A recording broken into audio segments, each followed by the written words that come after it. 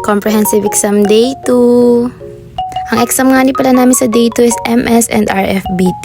Katulad nga ni pala ng Day 1, 2:30 PM hanggang 9 PM pa din yung exam namin. Lagpas 10 AM na nga ni din pala ako umalis ng bahay dyan at masyado nga ni pala kaming maaga nung Day 1. Dito na nga ni pala ulit ako sa sakayan ng tricycle. Kasama ko na nga ni din pala dito si Kersey, sabay nga ni pala ulit kami. Magta-try nga ni muna kami dito ng ibang way at titingnan namin kung saan mas mabilis makarating sa school. Pagkadating nga ni pala namin dito ay may bus agad ay kaya kami dali-dali dyan at nagtatakbo na at baka nga ni umalis na. Sure na nga ni pala kami dyan na sa Magallanes kami bababa at pagdating nga ni namin sa Magallanes ay hindi namin alam kung saan yung MRT station. Kaya Google Map is life talaga dyan. Kaso mali naman ang napinang babaeng yaan at bakit 29 minutes ay malapit lang daw naman yun. 20 minutes talaga maglalakad. Napakalayo naman yan, te. Diyan nga na ay mali kami na nalikuan. Dapat pala dire-diretso lamang dyan ay buti na lang ay may napagtanungan kami doon. After mga ilang minutes lang nga ni pala nandito na kami sa MRT station dito sa Magallanes. Nagpalaman na din nga nila pala ako dyan ng beep card o habang wala pang pila. At sakto nga ni namin pagpasok dyan ay nandyan agad yung tren kaya tatakbo na naman ang mga person na yan. Lagi na lang naghahabol, aba. Lagi lang din talagang standing, buti na lang ay mga 10 minutes lang naman yung biyahe dyan. Mabilis lamang, ayan o, 11:17 na nga ni pala dyan. Kahit nga ni pala kami ay nagpalit ng 1 hour ay maaga pa din nga ni pala kami nakadating.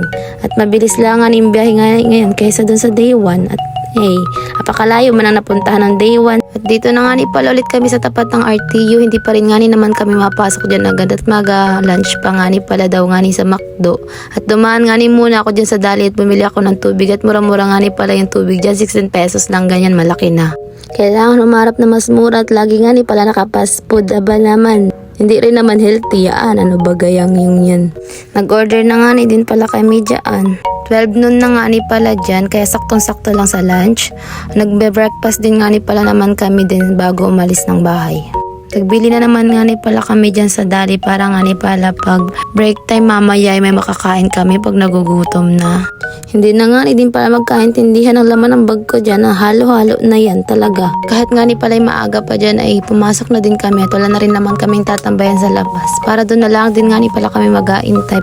Hindi ko din nga ni pala alam dito sa mga ito at bakit lagi naka-fast food ay meron naman pala nga ni kantin din pwede naman dito bumili. Dito na nga ni din pala naman kami nag-antay sa spot na ito. Ganon din ng Day 1, dyan lamang. Bawal din nga ni palang maingay dun sa may hallway. Gawa nga ni may mga ibang year level na nag-e-exam pa dun. At nag-ayos na nga ni din pala kami ng mga buhok. At abala ba pag nag-exam lagi na lang gainayos pag hindi nakapusod. At saka kamabanas din naman talaga pag nag-exam kaya talagang kailangan magpuyod talaga. Nga ni naka-ready na at mag-exam na dyan, bawal na dyan ang cellphone. Wala pa nga ning 8:30 dyan at tapos na naman tong mag-exam ng mga babaeng ito. Hanggang alas 9 pa naman yung exam.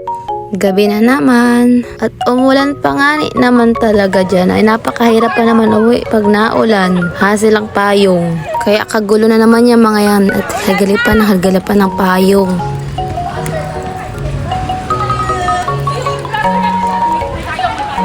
Malaki tong payong mo, malaki. At dito nga na ibiglang nawala yung mga kasama namin. Ay nagmamadali na nga ni at naulan pa. At andyan pala nakikipagchismisan pa pala. Napastop pa. Ulit na nga ni dyan si Des ay LRT daw. Habulin na laban. Bakit lagi bang hinahabol yung LRT na yan? Bilisan niyo daw, sabi ni Ted. Ayan na, yan yung mga matatagal. Ay, naulan!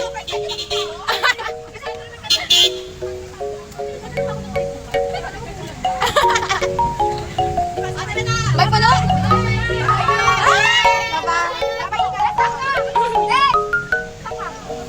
Maaga pa din nga ni pala yan. Nakarating kami sa Boni Station. Dito na nga ni pala kami sa Ayala at kami na lang nga ni pala ni Kersey dito.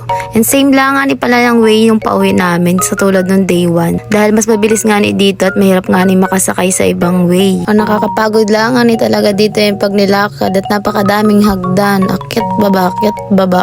At apakakit nga man ni Trixie dito, nasa pila pa sila kasi nga nauna kami sa kanila. Mabilis lang din nga ni pala ang biyahe din sa bus. At saka nga ni inaulan pa din para sa mga oras na yan. At buti nga ni pagbaba namin ng bikutan ay hindi na naulan.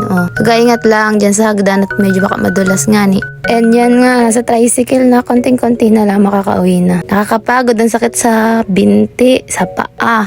At dito nga na yung mga 6 minutes na lakadan pa. Konti na lang yan. And finally, nakauwi na din. 9:52 PM na nga ni pala dyan. At mas mabilis nga ni pala nakauwi nung day 1. Hirap nang umiti yan siya, pagod na.